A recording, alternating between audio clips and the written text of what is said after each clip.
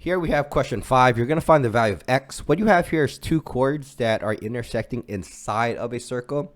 Okay, so what you can do is actually set up a proportional, or you could actually set up some multiplications here. Okay, so each chord is broken up into two pieces. If you multiply those two pieces together, like here, that chord is made up of both 10 and 6. Okay, if we multiply those together, it's going to be equal to 12 times x. Okay, 6 equals to 12x, x is equal to 5. Okay, that's the property.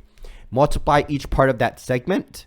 That's going to be equal to the other part. The other two parts multiplied together. The other side, you have 10 times 18 is equal to 9 times parentheses x minus 3. Remember to distribute that 9 to x and 9 to negative 3. That's why you have 9x minus 27 on the right hand side. Add 27 to both sides and divide by 9. You get x equals to 23. C, you have 2x times 12 is the first chord, and the other chord is 15 times x plus 3.